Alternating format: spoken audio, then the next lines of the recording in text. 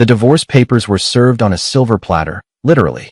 My wife, Jessica, didn't send a lawyer to my office or have a courier drop them at the front gate of our estate. No, she waited until our 12th anniversary dinner at the most expensive steakhouse in the city. She sat there, draped in silk and diamonds I had paid for, sipping a vintage Cabernet, and slid a manila envelope across the white linen tablecloth with a smirk that could freeze a furnace. "Sign them, Thomas," she said, her voice dripping with a newfound, icy confidence. "I'm moving on to someone who actually has ambition. Someone who doesn't spend his life hiding in a dusty family workshop. My new boyfriend is a shark, a visionary, and by this time next month, he's buying your little company just so he can burn it to the ground. He's a real millionaire, Thomas. Not a glorified carpenter with a trust fund. This is a story about the ultimate corporate takedown and a betrayal that backfired in the most spectacular way. Before we reveal how deep this rabbit hole goes, make sure to subscribe to the channel, hit that like button, and leave a comment below. We want to hear your thoughts on this icy revenge." I looked at the papers, then back at Jessica. For 12 years, I had played the role of the quiet, unassuming husband. My family's business, Heritage Woodworks, was indeed a workshop. On the surface, we made bespoke furniture for the world's elite. But what Jessica never bothered to learn, because she was too busy social climbing, was that Heritage was just the sentimental heart of a massive, multi-layered global conglomerate called Aegis Holdings. I ran Aegis through a blind trust. To the public, and to my wife, I was just Thomas, the guy who smelled like cedar and spent too much time in the garage. To the financial world, I was the ghost who controlled the board of directors of half the companies on the S&P 500. "A millionaire, you say?" I asked, keeping my voice low and calm. I didn't reach for the pen. I just leaned back, watching her eyes sparkle with the thrill of the kill. "And who is this titan of industry who wants to liquidate my family's legacy?" "His name is Julian Vance," she purred, leaning in so the candlelight caught the predatory curve of her smile. "He's the CEO of Vance Capital. He's young, he's aggressive, and he's already secured the venture capital to hostilely take over your production facility. He says your land is worth more as a luxury condo development than a craft shop. He's going to turn your life's work into a parking lot, and I'm going to be right there on his arm when the bulldozers move in." The name Julian Vance rang a bell. A very loud, very specific bell. I didn't show it, but inside, I felt a surge of cold, dark amusement. Julian Vance wasn't a millionaire boyfriend. He was a middle manager. Specifically, he was the recently appointed director of a small acquisition firm called Apex Strategic, which was a third-tier subsidiary of a holding company that was, in turn, owned by Aegis. Julian Vance worked for me. He just didn't know it yet, because in my world, the man at the top stays in the shadows. Julian Vance. I repeated, tasting the name like a sour grape. "He sounds very impressive. I suppose he's taking you to that big gala at the Pierre tomorrow night? The one for the rising stars of the tech and real estate world." Jessica's eyes widened slightly. "How did you know about that?" "Not that it matters. You aren't invited, Thomas. That room is for people who actually matter. Julian is the guest of honor. He's announcing his first major acquisition there. Your company." She stood up, leaving the divorce papers on the table like a tip. "Keep the house for now. Julian is buying me a penthouse in the city. I'll send my assistants for my things. Don't make this difficult, Thomas. You've already lost. You just haven't realized the lights are out yet." She walked away, her heels clicking a rhythmic victory march on the marble floor. I sat there for a long time, the steak getting cold, the Cabernet turning bitter. I pulled my phone from my pocket, a plain, black device that looked like a cheap burner but was encrypted with military-grade software. I opened the Aegis internal directory. I searched for Julian Vance. There he was. Hired 6 months ago. High-performance reviews, but a noted tendency for over-leveraging and ego-driven decision-making. He had been using his corporate expense account to buy Jessica jewelry, and he had been using the Apex Strategic letterhead to intimidate small businesses, including mine. He thought he was playing a high-stakes game of Monopoly. He didn't realize he was playing against the man who owned the board, the dice, and the table they were sitting on. I felt a sting of pain, deep down. I had loved Jessica. I had kept my wealth a secret because I wanted to believe she loved the man, not the bank account. I wanted a simple life to balance out the cold, calculated world of high finance. But she had mistaken my simplicity for weakness. She had mistaken my silence for a lack of power. I tapped a few icons on the screen. I bypassed the standard HR protocols. I went straight to the command and control sector of the trust. I could have ended it right there, in the middle of the restaurant. I could have wiped Julian's accounts and sent Jessica a text that would have stopped her in her tracks. But no. If they wanted a show at the Pierre, I would give them a performance they would never forget. I didn't sign the divorce papers. Instead, I wrote a single line on the back of the envelope. The lion doesn't lose sleep over the opinions of sheep, but he does get hungry. I left the envelope on the table and walked out into the cool night air. My driver, a man who had been with my family for 30 years and was one of the few who knew the truth, was waiting in a nondescript black sedan. "Where to, sir?" he asked. "Call the board of directors for Apex Strategic," I said, my voice turning into the cold steel of the CEO they all feared. "Tell them we're having an emergency session at midnight. And get my tailor on the phone. I need something for the gala tomorrow. If I'm going to be fired from my own company, I want to be dressed for the occasion." The boardroom of Apex Strategic was located on the 44th floor of a glass and steel monolith that pierced the clouds over Manhattan. At 12:15 a.m., the air in the room was thick with tension and the smell of expensive espresso. 5 board members sat around a mahogany table, looking bewildered. They were the supposed bosses of Julian Vance, but they were currently staring at me, the man who usually only appeared as a signature on an encrypted digital mandate. I wasn't wearing my sawdust-covered apron tonight. I was in a charcoal gray suit that cost more than a mid-sized sedan, and for the first time in a decade, I let the Heritage Woodworks persona drop. I wasn't Thomas the Carpenter. I was the ghost of Aegis. "Who authorized the hostile takeover of Heritage Woodworks?" I asked, my voice barely above a whisper, yet it cut through the room like a blade. The chairman, a silver-haired man named Robert, cleared his throat nervously. "Sir, Julian Vance, the CEO of our subsidiary Apex, submitted a proposal. He claimed the asset was undervalued and the ownership was, well, dormant. He convinced the investment committee that we could flip the land for a 400% profit by developing luxury condos. He said the owner was a local nobody who wouldn't have the legal resources to fight back." "A local nobody," I repeated. I let a small, dark smile touch my lips. Did Julian happen to mention that he's currently dating the wife of this nobody? Did he mention that he's been using Apex resources to fund a private vendetta and impress a woman with company capital? The board members exchanged looks of sheer terror. In the world of Aegis Holdings, conflict of interest wasn't just a fireable offense. It was a death sentence for a career. I leaned forward, the shadows of the room making my eyes look like flint. "Julian Vance has been playing with my money to steal my life," I said. "He thinks he's a shark because he's swimming in my pool. He's about to find out what happens when you drain the water." "Sir, we can terminate him immediately," Robert stammered, reaching for his tablet. "No," I stopped him. "Not yet. I want him to feel the height of his success before the fall. I want him at that gala tonight. I want him to stand on that stage and prepare to announce the acquisition. I want my wife to be standing right next to him, thinking she's finally hitched her wagon to a star. I want them to be at the absolute peak of their arrogance." I stood up and walked to the floor-to-ceiling window, looking out at the city. Somewhere out there, Jessica was probably trying on a gown for the gala, laughing at the thought of me sitting in my workshop, mourning a business that was already gone. She thought she had found a king. She didn't realize she'd picked a court jester who was wearing a stolen crown. "Here is the plan," I told the board. "You will prepare 2 documents. The first is a summary termination of Julian Vance for gross misconduct, embezzlement of corporate funds for personal use, and breach of fiduciary duty. The second is a total asset freeze of his corporate accounts, including his golden parachute, which I want nullified under the morals clause of his contract." "And for your wife, sir?" Robert asked cautiously. "Jessica is a consultant for Julian's new firm, isn't she?" I asked.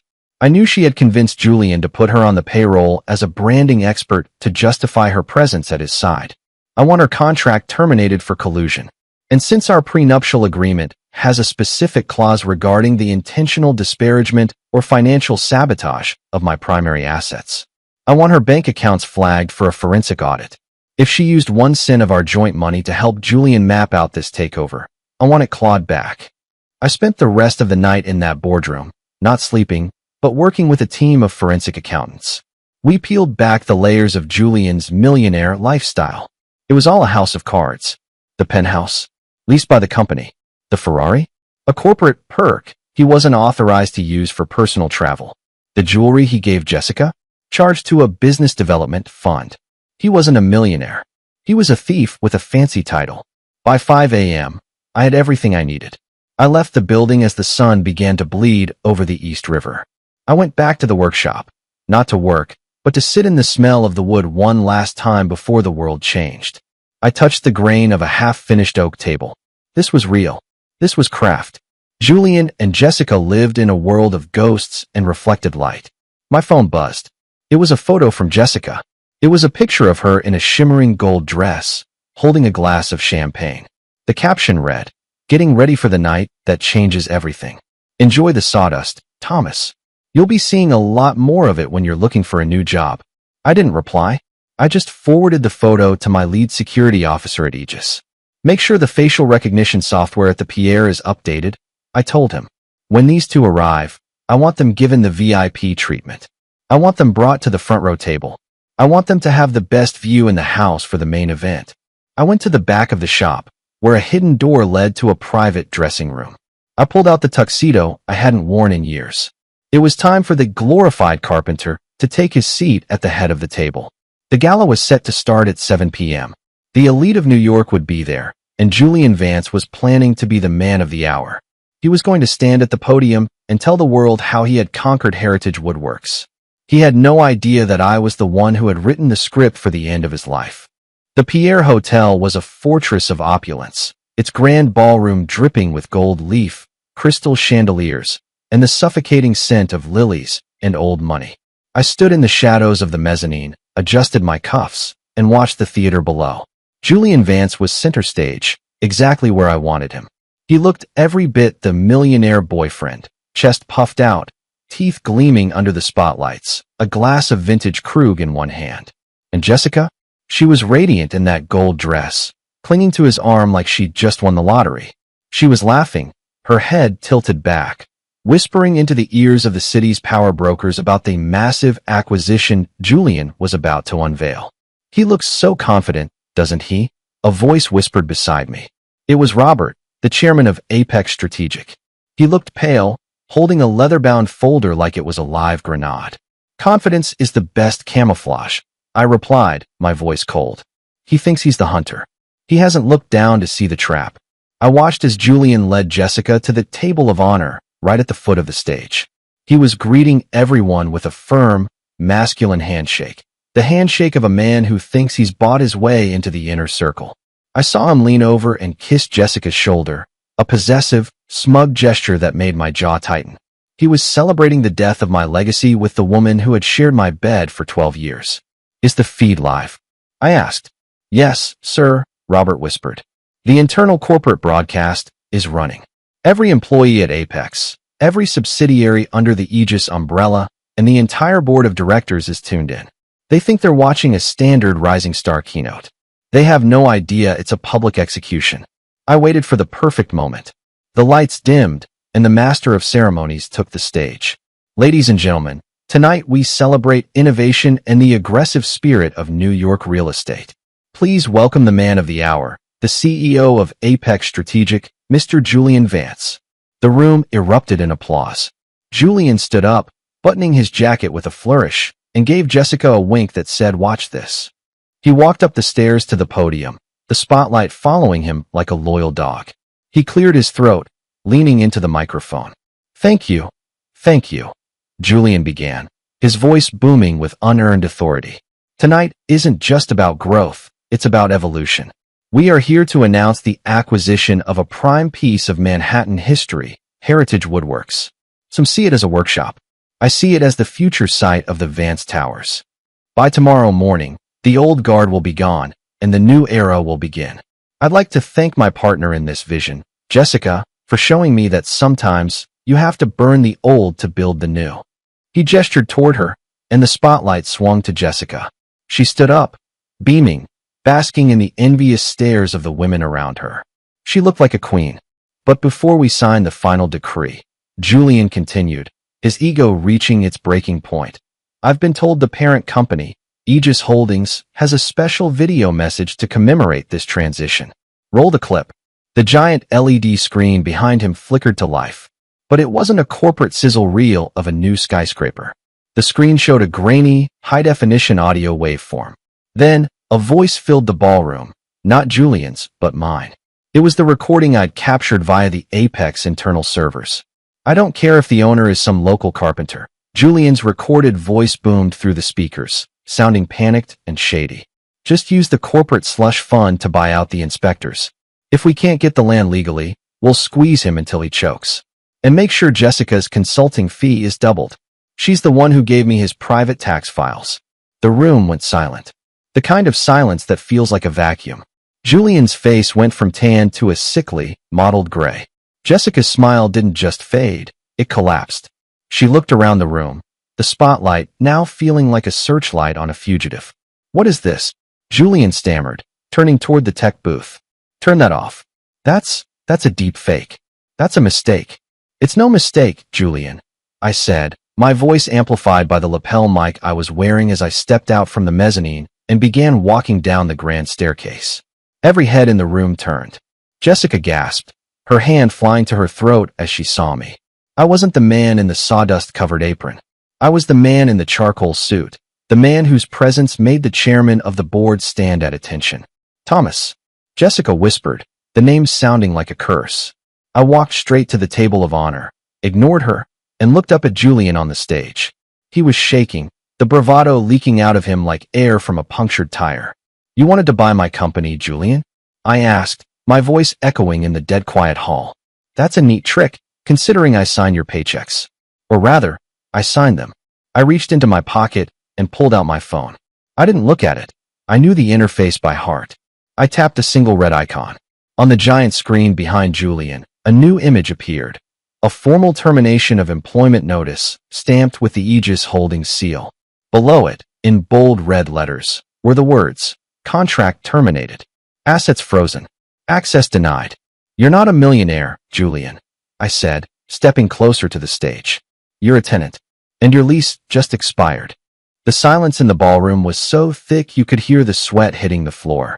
Julian stood on that stage, a man who had just been publicly stripped naked of his dignity, his power, and his future. He looked down at the podium as if it were a sinking ship, his hands trembling so violently the microphone picked up the rhythmic rattling.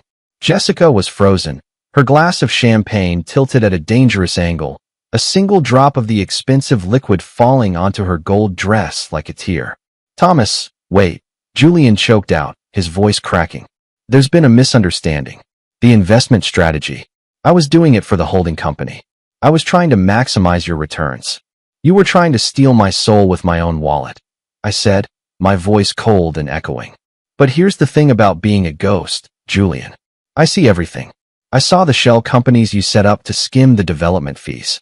I saw the wire transfers you sent to Jessica's private offshore account. And most importantly, I saw you standing here tonight, ready to brag about destroying a man you thought couldn't fight back. I turned my gaze to Jessica.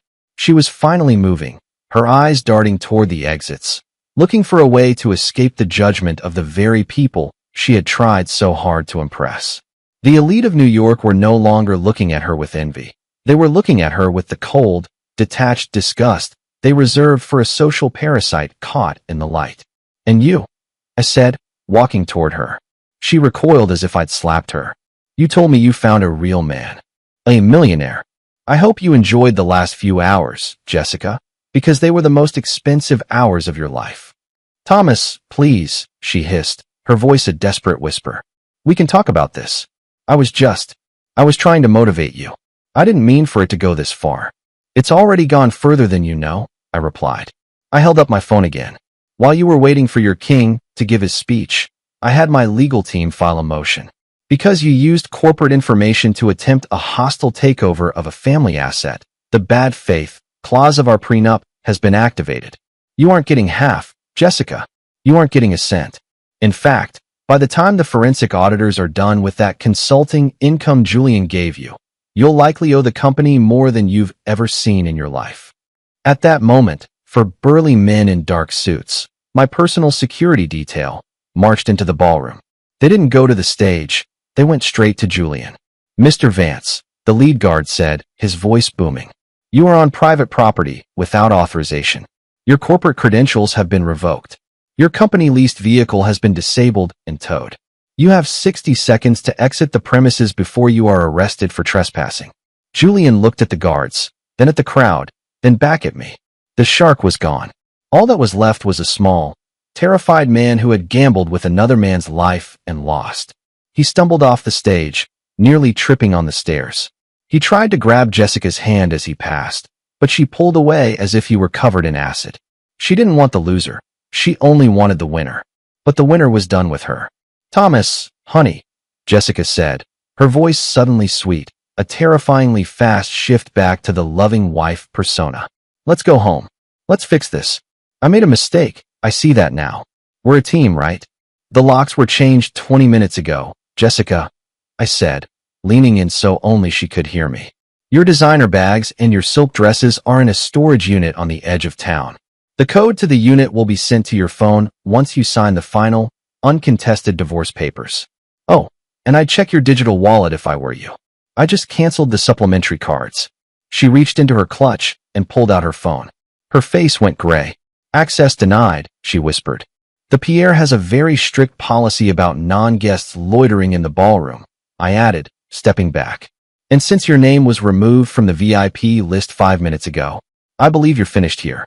The guards surrounded her and Julian, ushering them toward the back service entrance, the entrance for the help, the trash, and the forgotten.